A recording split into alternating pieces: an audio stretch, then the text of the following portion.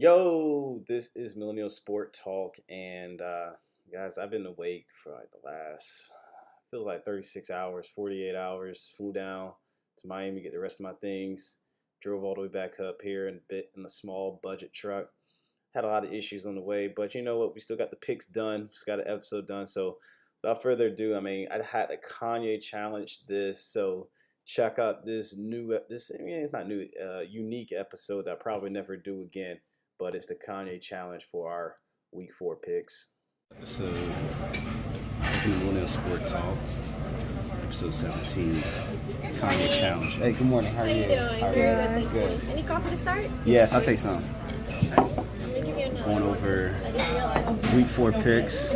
We're out on the road, Fort Lauderdale, Miami, drinking good coffee, eating good food.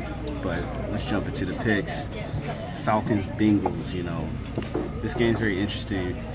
Makes me think that the Bengals going to slip up again because it's on the road. They don't play well on the road. Unfamiliar territory. However, I do believe about 3-4 years ago the Bengals went in there with Andy Dalton, a younger Andy Dalton. Didn't know what he was doing, and they still came away with the victory. That was a different team, but these Falcons, they're beat up. Secondary's hurt. Deion Jones hurt. Both safeties out. It's going to be a shootout. Shootout's written all over this. Can the Bengals not turn the ball over is the question. Can the Falcons not turn the ball over? I don't know. But what I am going to go with is my gut. The gut tells me that the Bengals will win this game. Mark it down. Pick is the simple fact that, Atlanta's been able to put up 30 points consistently over the last couple of games. The Bengals still missing Vontaze Burfict. I do think, however, if you look at their defense, they've been giving up a lot of points too. So I'd have more faith in the Bengals defense than I have in terms of Andy Dalton screwing things up, because Matt Ryan can screw things up. And I'm just going with the better defense here. I know Mixon's out. It's going to hurt them, but Gio's been playing well. Falcons will struggle with Gio on that turf. I'd like to see him out there. And, Bengals will get a win to stay on top of the AFC North. Game is the Buccaneers visiting Chicago Bears. And great game again. Starting off with 2 great games of the day. 1 o'clock's going to be tough to watch between these two. But, we've got a little taste of what Ryan Fitzpatrick does when he's in the spotlight. The pressure's on him. And now the pressure's on him even more because Jameis Winston's sitting behind him, ready to roll. And he's on the road. He's not at home. It's a 1 o'clock game. That helps out a little bit. But Chicago's a tricky place to play. I like the Bears' defense causing turnovers and mayhem. This is another tight toss-up game. But you got to go with the home team. You got to go with the home team, Chicago Bears. I trust that defense. I trust that offensive output. They're going to be able to run the ball just well enough, keep the Buccaneers off the field, and any turnovers convert into points. So Buccaneers, we saw, played a very, very sloppy game against Pittsburgh. They could, even if they fix those mistakes, the key thing is turnovers, and no other than Khalil Mack and the Bears are some of the best in the NFL at getting those turnovers. So taking the Bears at home over Tampa Bay Buccaneers. 2 games, we got the Lions and the Cowboys. So this is a battle of 1 and 2 teams. I do think that the Lions, they just came off an amazing win for them, beating the Patriots at home prime time. So that means they will disappoint us, and they will lose to the Cowboys, who, the Cowboys don't have a lot going for them, but I think they do have a lot to prove for their quarterback, in the sense that, everybody's ragging on Dak Prescott for being pretty trash, which he is, but I do think that with their running game, that running game is going to keep them moving the ball, and that's one thing that New England could not do. So I got the Cowboys beating the Lions at home. In addition to the Cowboys' ability to run the football, the Cowboys actually have a pretty solid defensive line. And with a pretty solid defensive line, you can put pressure on Matt Stafford. There's they do have a really good receiving core. So if they don't get pressure, it will be a long day for the Cowboys. But combine the fact that they can run the ball, keep the Alliance offense off the field, keep those receivers off the field, and possibly keep Ryan Stafford on his bat the way the Jets did, I'm sticking with the Cowboys with that defensive line, and that running game should be able to pull this one out at home. All right, so next game is the Packers and Bills played at Lambeau Field. I really like this matchup because it's a toss-up. I mean, the Bills just destroyed the Vikings. Vikings didn't have a running game, and that's what really hurt them. But the Packers don't really have a great running game, although I think it's a little bit better. Aaron Rodgers is still gimpy to our knowledge. This is a difficult one. I mean, I want to call the upset special and say the Bills surprise us all on the road again before they come back down to earth. But I just don't see Aaron Rodgers having 2 bad games in a row. I mean, he played pretty poorly in Washington, which wasn't that much of a surprise given that it's on the road. And again, he was just coming off of an overtime matchup, played a lot of football on a bad knee, bad leg. And I think they'll rebound. I got the Packers winning this one in a close matchup. But Aaron Rodgers produces his magic again at the end of the game. So, Packers.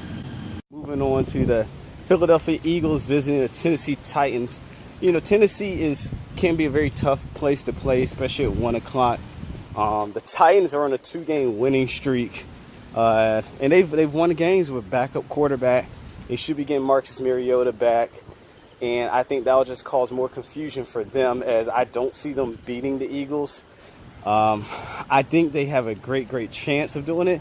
What is convincing me that the Eagles will win is the fact that Carson Wentz has gotten his first game out. He's going to be a little more comfortable back there. Although it is on the road, that's going to make it tough for him. I trust this Eagles team to beat a mediocre Titans team. I don't think the Titans been playing a little out of their mind. I mean, they only beat the Texans, and then last week they came away with the win. But I think it's time for them to come down to earth and lose, take a loss to the defending Super Bowl champion. So I'm going with the Philadelphia Eagles to get this win on the road. Especially considering the fact that J Train may be back in the fold in the lineup for the Eagles. That's huge. That helps the ball control. That keeps the defense rested. I like the Eagles if J Train is suiting up for them. Definitely Eagles beating the Titans. But it will be a close matchup. And in the AFC South, we have the Houston Texans on the road at Indianapolis Colts. Andrew Luck looks like he's back to most of his form. They did take a close loss to the Eagles last week, showing that they are better than what I expected them to be, and I want to give them a little credit for that. But, you know, Houston, they've had a lot of bad luck this season. It's been a terrible start to the season at 0-3. For them to go 0-4 is going to take a lot. I just don't want to. I don't want to see Houston go 0-4. You know, the Colts at 1-3 is about right. And this is another toss-up match. I do think the Colts will win. I do think they will win. But Houston, something about it tells me they're going to have that grit to get through this road game and come away with the win. Defense will definitely have to prevail against a Colts team that is, not the best at protecting the quarterback. And it's time for that Houston defense to step up and get after the quarterback. So I'm going with the Houston Texans there. Also, we have the Dolphins playing at home at New England. The Patriots will be looking to get things back on the road, on track really, as they've lost 2 games back-to-back by double-digit losses. The first time they've done such thing in over 15 years. You know, this is a different Patriots team. I really like the Patriots in this game, just because it's at home. But you know what? Something tells me that this Patriots team is different. And this Miami team is going to give them a lot of problems on the defensive side of the ball. New England is going to be able to score a lot of points. It's just a matter of Ryan Tannehill protecting the ball. If they do that, I really like the Dolphins this game. I think the Fins Up is going to get a name for itself, and we're going to have a nice storyline all next week talking about the Patriots dynasty coming to an end. You know, a lot of Dolphins fans are upset. They want it to be about them, but let's just be honest, it's never going to be about you until you win playoff games. Well, you know, mainstream media is not going to spend their time talking about a team that hasn't won a playoff game. You know, why should they waste the time when the bigger story is always going to be the Patriots? It's always going to be the teams that have won Super Bowl rings, and whether they're going to continue that or whether they're not going to continue that is a bigger story than the Dolphins winning, you know, 1 out of 10 games against the Patriots. I mean, obviously they beat them in Miami, but beating them in New England is a different story. That doesn't happen very often, and that tells you it's more about the Patriots' downfall than it is about the Dolphins' rise, especially considering they've already lost 2 other games. So let's just go ahead with that. Let's run with it. Dolphins over the New England Patriots, putting the Patriots 1-3, and Dolphins moving to 4-0. After speaking so much nonsense in that last pick, talking about the Fins beating the Patriots, I hope y'all know I really don't think they can actually pull it off. I'm just trying to jinx the Patriots. So I'm just going to take this moment of silence just to reflect on how stupid this pick is.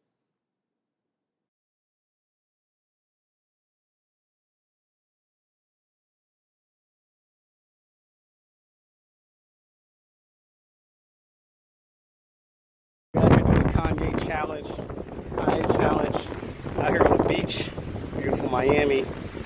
And the last 1 o'clock game yet to cover is the Jets at Jacksonville Jaguars. And this is the 3rd home game in a row for the Jaguars, you know.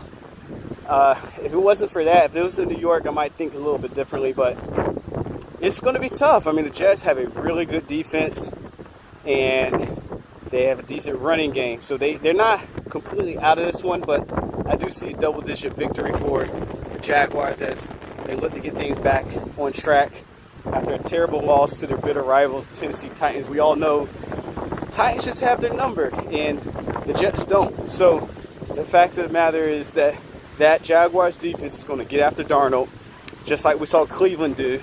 The Jets do get a little bit of advantage. They get extra few days from that Thursday night football game, but I don't see that making a difference as the Jaguars defense is just going to be too aggressive, too solid for the Jets to do many points. Over under, I would take any over under 20 points, but above, you know, anywhere from 15 to 20. I think this could be another low scoring 9-6 game. So, you know, first team to 20 points would definitely win if we're going to go by that. But I think that will be the Jaguars as the Jets and Sam Darnold will turn the ball over, and the Jaguars will convert those into points. So, Jaguars over the Jets. 4 o'clock game, we got an interesting matchup between the Browns and the Raiders. Now, that's crazy because right now I'm seeing a minus 2.5 points for the Raiders. You typically get at least a 3-point advantage for being at home. So that tells you that Vegas actually favors the Browns in this matchup. I don't know the numbers, but I could not think of another time the Browns were actually favored in the matchup. So that being said, it would be the most Cleveland Brown thing to do to lose to the Raiders. But I'm going to go, oh, excuse me, I think there's a tractor going by. Let's let him go by.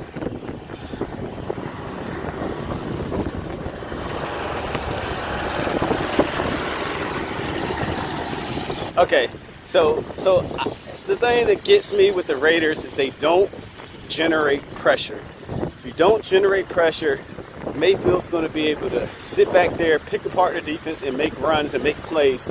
And he's good enough to do that. But if you put pressure on him, I think you can definitely take out this Browns team pretty easily. So, overall, tough decision, you know, tough decision. I'm still going with the Raiders. It's the black hole. Baker he's not going to know what to do with that. I expect a few mistakes even without pressure. And the Raiders will come away with a victory, the first victory of the season, and the first victory of the John Gruden era. We're out here, got people looking for gold, anything. Oh, found something. This game is Seahawks and Cardinals. Seahawks, at least they've shown some fight in their losses, you know, averaging about 21, 22 points per game. Cardinals, on the other hand, yeah, they played against the LA Rams, but they're averaging overall 6.7 points per game. I mean, you're not even averaging a touchdown a game. I can't pick you. You can't even get a touchdown a game. So we're going with Seattle. They're winning on the road, and you know, Russell Wilson, I think, is going to look really good this game as they get a victory. Continuing the Kanye challenge. Next game is the New Orleans Saints visiting the New York Giants. Whew, it's out on the beach. I got it. This is a very tough matchup just because the Saints, they just appear to be unstoppable on offense. The Giants, however, are on a good streak. They've won last week against the Texans in an environment I didn't think they would win. So now they're back at home. New Orleans typically doesn't play the best outdoors, so I like New York in that sense. But that running game, I mean, not that, you know, they're gonna have Barkley out there. You know, I think we're gonna have to go with the Giants because Barkley running the football, the Giants defense, I think they can get just enough stops, and mixed with the Saints just not showing up well after an overtime game. We've seen that a lot of times. These teams that play overtime, then the following week they're sluggish, they have sluggish starts, they're tired, it seems like, and they just finished a very tough matchup against the Atlanta Falcons.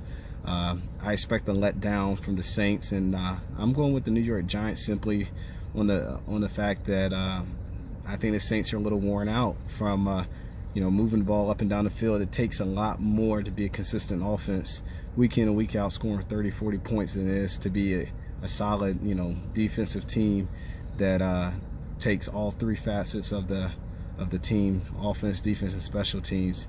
I like New York simply on the basis that they're playing with house money at home, and Barkley, I think Barkley's going to cause a lot of issues for New Orleans, even though the Saints have the potential to put 40 up on the board.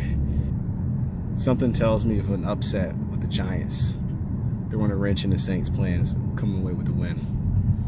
I do want to stick with my Giants pick just because, you know, Odell, we saw him go to a slow start to start the season, but the last couple of games, they've really turned it up. You know, Eli, Barkley, the offense is starting to get a little familiar with each other. We saw Houston. Houston still has a good defense, and they put 27 points up on the road. You know, I like to see. I'm really interested in seeing the coming out party for the Giants offense against the Saints defense. And although if it's a shootout, you gotta like the Saints in a shootout because they've proven that they can score a lot very quickly. But you know, something tells me that the Giants are gonna come out and play above the level that we expect them to. There's always a surprise every week in the NFL, and I think this is gonna be one of them as the Giants knock off the Saints. Los Angeles Chargers hosting the San Francisco 49ers.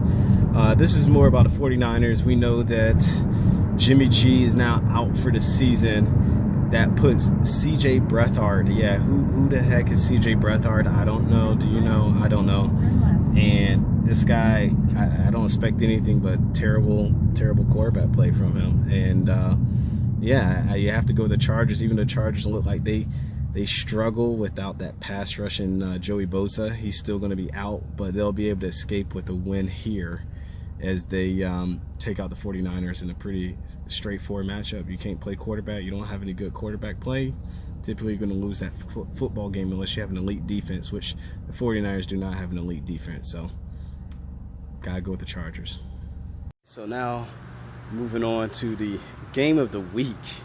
Pittsburgh Steelers at home, Heinz Field, under the lights, against the hated, bitter rivals, the Baltimore Ravens. It don't get any better than that, you know.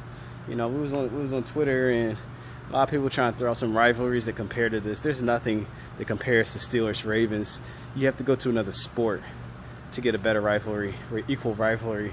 The Steelers-Ravens, you always got a good game, the Steelers-Ravens. And because of that good game, I mean, let's think about it, okay? How many times does this game come down to a field goal kicker? You know, it's a game of field position when you're talking about this matchup, and that's why I'm going with the Baltimore Ravens to win. Yes, that's a surprising, but you know, even a blind squirrel can see that the Ravens have the better special teams unit. They have the better field goal kicker. The Steelers do have a good returner. I think we might have close to an edge on that. But outside of that, in terms of coverage on punts, coverage on kickoffs, the Ravens are better. And if it gets to be a close game, a matter of getting points in certain situations, Justin Tucker can kick at Heinz Field, and Boswell, the Steelers kicker, he's missed a field goal in every single matchup this season. He's missed extra points too. So the only way the Steelers can win this game is if we beat the Ravens soundly, which we have done. You know, 2015 they put up 6 touchdowns on them. Even the last 2 years, last year we swept them and beat them in Baltimore and Pittsburgh. Now the game in Pittsburgh was much closer than one in Baltimore. As they seem to have gotten over the Heinz Field curse, they're starting to play a lot better in Pittsburgh. But that's what tells me that it's going to be a close game. They're comfortable at Heinz Field now. It's going to come down to a kicker. And do I trust Boswell? No, I don't. Does Mike Tomlin trust Boswell? I don't think so. I think it's going to have to come down. If it comes down to the last kick of the game, he's going to have to trust him, and Boswell's going to let us down, as he has done all year. Outside of that, I like the matchup we have. Everything else, I'm not scared of Joe Flacco that much, but they do have more weapons than they did last year. You have to acknowledge John Brown, Michael Crabtree. That those two guys alone, Willie Snead, don't really care about him, but those two guys alone make their wide receiver corps better than what we faced last year. And yeah, I mean, they're going to try to run the ball. I think we have a healthy Tuitt and Hayward.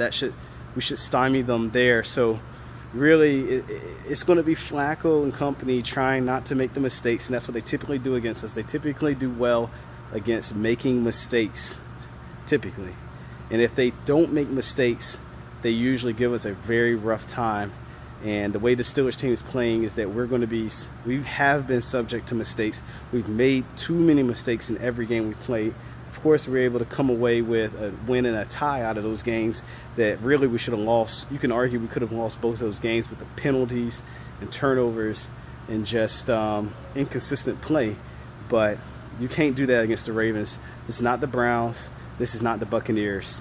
The Ravens will beat you if you make mistakes. So, unfortunately, I'm picking the Baltimore Ravens to beat Pittsburgh Steelers Sunday Night Football. It hurts me to say that. The last matchup is going to be the Kansas City Chiefs on the road playing against the Denver Broncos. And this is another rivalry that, again, it's something that I really want to pick the Chiefs. But you know what? The Chiefs, Patrick Mahomes going up in there, I don't know. Yeah, again, it's something that they tend to struggle with. And we know about some of the debacles they've had over the years. But, yeah, I'm going to go with the surprise pick here again. The Denver Broncos beating the Kansas City Chiefs Monday Night Football, Mile High Stadium. I think Case Keenum's, he's going to be able to put up points in that sorry Chiefs defense. I don't know if Eric Berry's, we'll have to check if Eric Berry's going to suit up. I think it's a game-time decision.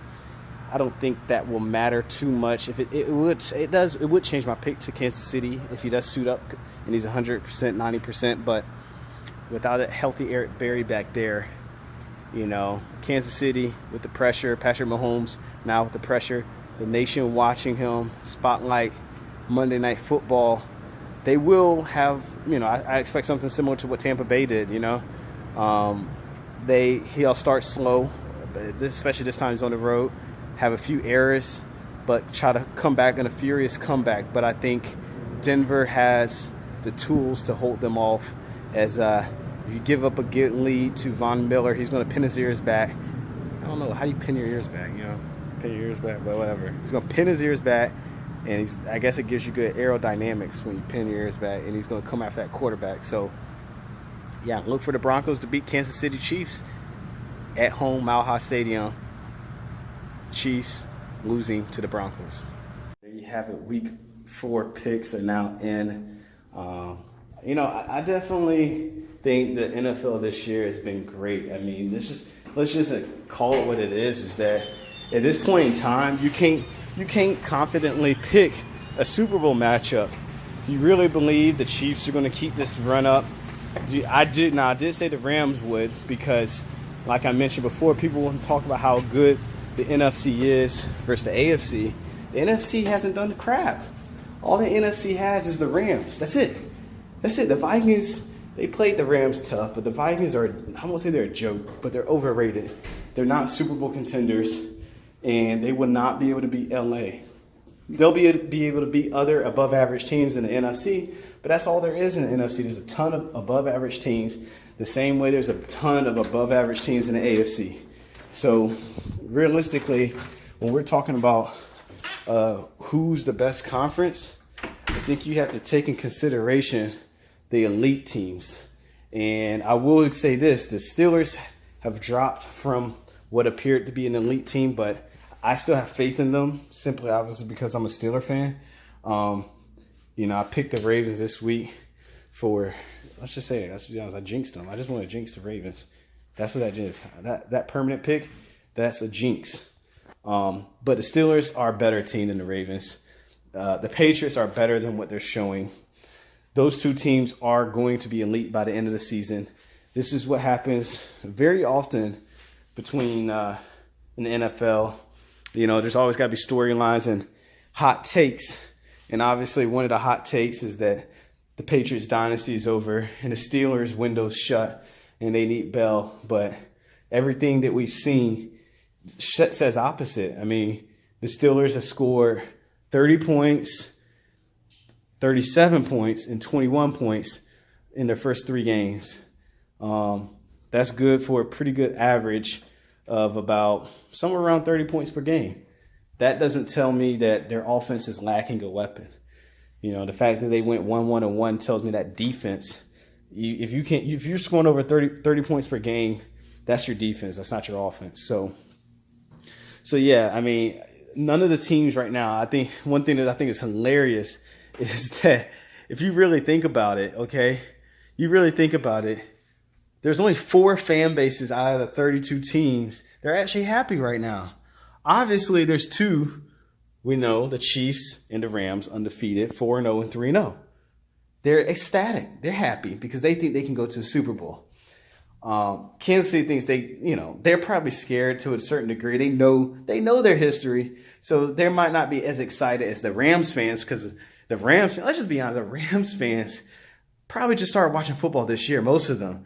Okay, I'm sorry, if you're in LA, we've been to LA. You've seen the fan. The NFL was not that big in LA until now. Oh, the Rams are good. The Rams are in town, so now they want to be Rams fans.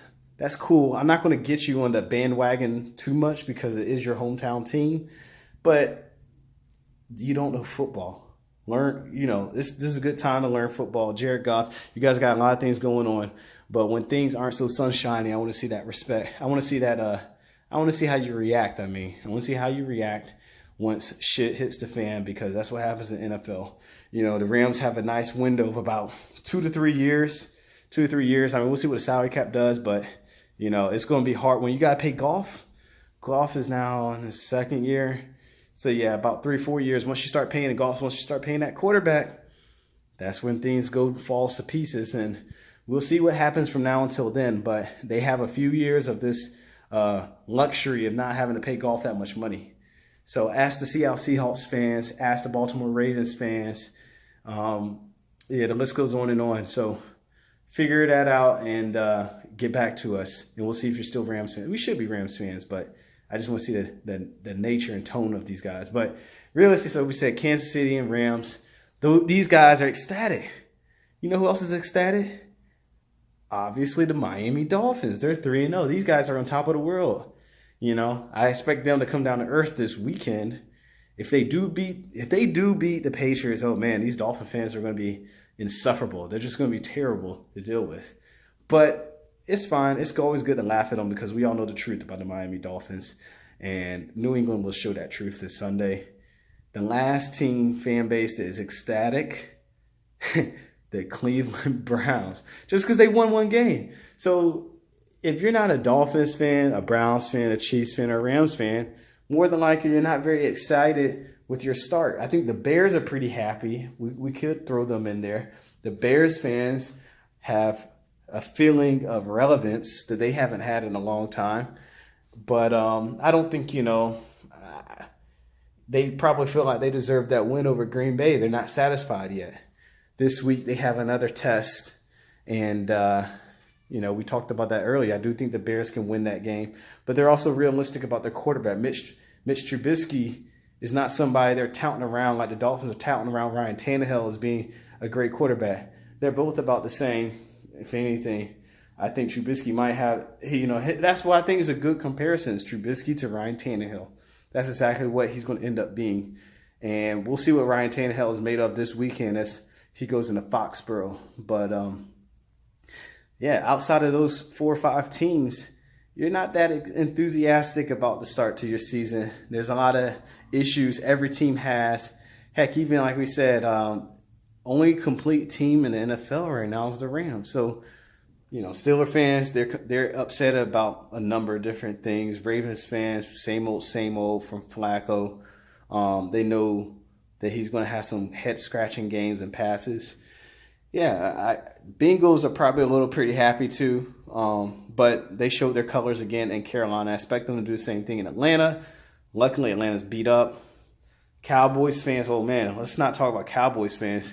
They must feel like idiots throwing away Tony Romo the way they did for mediocre quarterback play. A guy that can't throw for over 200 yards, hasn't done so in his last 3 games. Actually, more than 3 games, but definitely 3 games to start the season. He's only thrown 2 touchdown passes. Like literally last night on Thursday night, the daggone Rams and Vikings, they individually, those quarterbacks had better games than what Dak has had the entire season.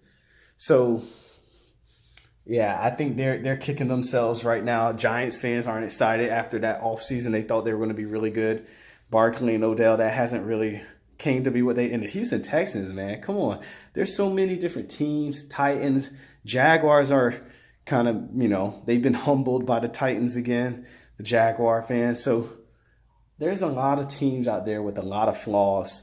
It's way too early to make predictions, but I'm going to end this episode with this, and that's next week we will have a first quarter review and first quarter grades I'm going to give for every team and every fan base, how they should be feeling moving forward. So that's all we got from Millennial Sport Talk this episode. Hope y'all like the Kanye challenge. Had to get my emotions, all of my thoughts out of my head. I got to get out of that sunken place. Y'all know what I'm talking about now. Don't put disrespect. No, I'm just playing. Anyways, stay tuned again next week. We should be done moving. I should be in a nice spot where I can actually put the regular videos we put up and have a little more time to put a little extra content for you. But until then, guys, peace.